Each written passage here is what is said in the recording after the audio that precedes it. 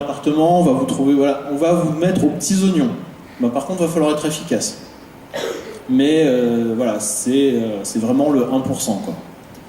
Et donc je tiens à rajouter une petite mention au transport. Étant donné que le Japon est une mégalopole géante, c'est très facile de se déplacer en ville. C'est pas comme en France. C'est vraiment super facile de se déplacer. Limite depuis Osaka pour aller à Tokyo, on peut prendre une sorte de pseudo-métro. Mais ça prend plus de temps que le Shinkansen évidemment. Mais c'est pas un problème pour tout ce qui est habiter à côté de Tokyo et avoir un poste au milieu de Tokyo, parce qu'il y a vraiment des transports qui sont faits pour ça. C'est très bondé, mais sinon c'est vraiment super sympa ça, parce que Tokyo les loyers sont pas mal chers. Bon, pas non plus pas non plus Paris quoi, mais c'est comme on peut habiter en banlieue, c'est pas un problème. Jeune homme. Juste devant en vert. Juste un petit complément pendant que le micro arrive. Par rapport au transport, ça c'est vraiment pas une légende. La moyenne de retard des transports en commun au Japon, c'est moins d'1 minute. Donc vous pouvez pas faire l'excuse de le train il n'était pas à l'heure. ça marche pas. Je voulais savoir s'il fallait toujours prendre un Japan Rail Pass avant d'y aller, ou si maintenant on pouvait plus facilement prendre le train. Ça dépend vraiment de ce que tu veux faire. Si tu veux faire plusieurs villes, oui, c'est intéressant. Le Japan Rail Pass, ça coûte en moyenne 200 €. C'est quelque chose qui est vraiment dédié aux touristes qui vont au Japon. Vous pouvez l'acheter à l'ambassade du Japon. Voilà. Donc ça vous coûte 200 € et vous pouvez sur 80% du réseau, parce qu'il faut savoir que le réseau appartient à plusieurs sociétés. Il n'y a pas une société nationale qui gère tous les transports ferroviaires. Vous pouvez sur 80% du réseau vous déplacer avec cette carte pendant la durée de votre séjour sans rien payer de plus. Et voilà, vous avez le golden ticket, vous pouvez aller où vous voulez. C'est intéressant à partir d'une certaine durée de séjour, et c'est surtout intéressant à partir du moment où vous voulez faire plusieurs villes, voilà, Tokyo, Yokohama, Kyoto, éventuellement Osaka. Il faut vérifier deux choses. Il faut calculer. Alors c'est très facile de calculer le prix des transports que vous allez payer au Japon, parce qu'il y a des sites qui sont en anglais. Vous mettez la destination de départ, la destination d'arrivée, ça va vous dire au yen près combien ça va vous coûter. Donc vous passez 2-3 soirées à checker ça, voir si ça vous coûte plus ou moins de 200 €. Et si c'est couvert par le Rail Pass et que ça vous coûte plus de 200 €, vous prenez le Rail Pass. Et je confirme que les trains arrivent à la seconde près. Pour avoir le prix de train pendant 2 semaines au Japon, c'est vraiment impressionnant. Ah oui. Et quand on revient en France, c'est très difficile. C'est sûr que SNCF. Ça fait mal. Ça fait très très mal. Après, pour ceux qui sont pour des longs séjours, il y a des cartes d'abonnement. Alors ça fonctionne pas comme en France, dans le sens où c'est par zone en France, enfin particulièrement sur Paris, où c'est sur toute une ville, selon les villes. Là, c'est vraiment de votre gare de départ à votre gare d'arrivée. Si vous avez l'abonnement sur ce tronçon-là, c'est-à-dire toutes les gares qu'il y a entre ces deux-là, vous pouvez vous arrêter, vous ne paierez pas plus cher. Par contre, dès que vous dépassez ce tronçon-là, vous paierez un complément. Mais c'est des cartes qui sont super pratiques, qui se rechargent. Soit vous mettez...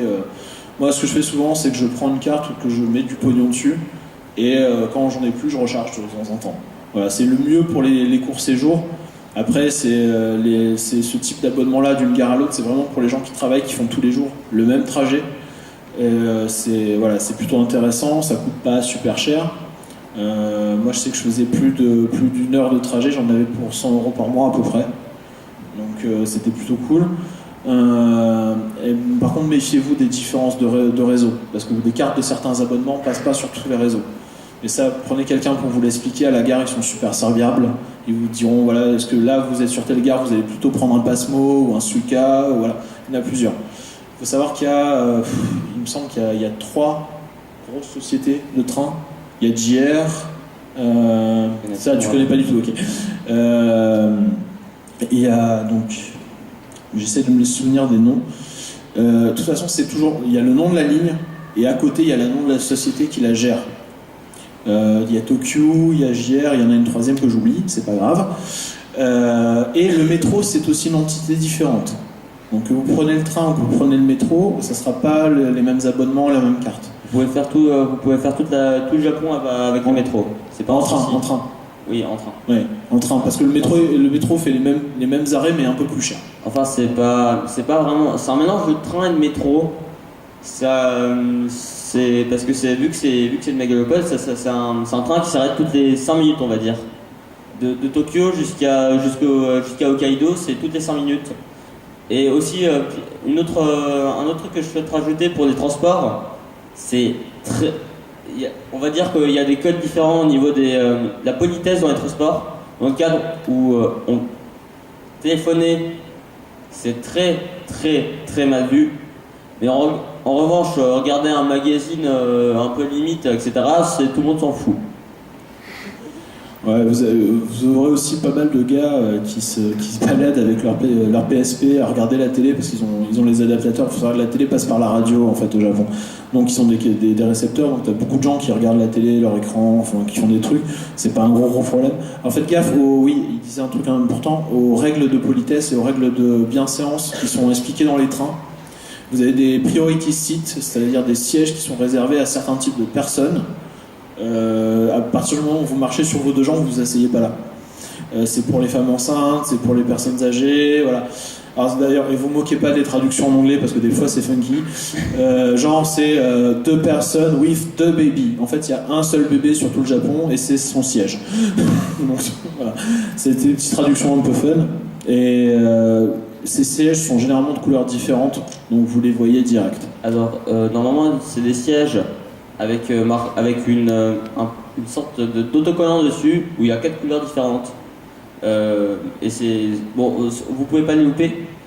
Et aussi, je tiens à préciser, pour ce qui est du respect qui s'applique au train, ça vient d'une culture du Japon qui est du temps qu'on n'emmerde pas les autres, on peut faire tout ce qu'on veut. Et donc, mais vraiment emmerder les autres, c'est vraiment un sens du respect, etc. Mais en même temps de ce sens du respect, vous pouvez traîner en cosplay dans la rue, c'est pas un souci. Tout le monde limite, il y a des gens qui vont vouloir faire des photos avec vous, mais c'est vraiment super sympa. Mais il faut juste savoir respecter son supérieur. Et dans le train, il faut se mettre dans le contexte qu'il y aura forcément un gars plus âgé que vous, qui est supérieur hiérarchiquement, je sais pas, un truc comme ça. Et donc dans ce cadre-là, vous avez pas à téléphoner. Il y a aussi un truc sur la différence de règles de politesse en France et au Japon. Vous lâchez votre siège pour une personne plus âgée, pas de problème. Vous lâchez votre siège pour une personne du même âge mais de l'autre sexe, par exemple vous êtes un garçon poli et gentil et gentleman et vous voyez une jeune fille, vous allez dire allez, je vais lui laisser mon siège. Elle va vous regarder genre vous descendez de Mars, c'est pas possible. C'est pas quelque chose qui est vraiment habituel, il n'y a pas ce rapport homme-femme à ce niveau-là. Donc ça va plus gêner la personne que lui faire plaisir que vous lâchiez son siège. Voilà. Si c'est une personne plus âgée, oui, mais sinon, vous faites pas gaffe. Quand vous prenez les derniers trains, parce qu'il faut savoir que les trains s'arrêtent à 11h minuit et ne reprennent pas avant 5h du mat. Donc pendant toute cette période-là, voilà, si vous avez prévu de sortir dans la soirée, soit vous faites toute la nuit, soit vous sortez pas. Vous allez tomber sur des mecs qui sont très souvent bourrés. Vous laissez faire, vous vous éloignez.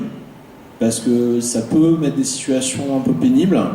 Vous allez tomber sur des trucs aussi bien drôles qu'un peu inquiétants. Vous restez dans votre coin, vous intervenez pas, vous laissez faire, à part si on s'adresse à vous directement, mais ça n'arrivera pas. On peut tomber sur des trucs drôles comme des salaryman étalés sur les quais en train de dormir, mais super dignes, comme ça. Comme des gars qui se bastonnent pour une place quoi, dans le train. Par contre, s'il y a un salaryman qui s'est endormi et qui est au terminus, pensez à le réveiller quand même, parce que ça arrive souvent. À chaque fois que je prenais le bus tard le soir, il y avait forcément un gars comme ça qui était endormi, et chaque fois je le réveillais, mais c'est pas. Il sera plus content que gêné en fait. Ouais, ça c'est plutôt sympa effectivement. Parce que les trains, ils arrivent, ils repartent, ils arrivent, ils repartent. Enfin, pas les trains, plutôt les métros. Et donc il faut vraiment faire attention à ça, parce qu'il y a un gars qui voulait aller dans le sens, il pourra se trouver à l'autre bout en fait, parce qu'il s'est endormi entre temps. Mais je crois que c'est tout. Ça va être pas mal parce que je vois que l'autre groupe arrive, donc on va devoir rendre la scène. Donc j'espère qu'on a répondu à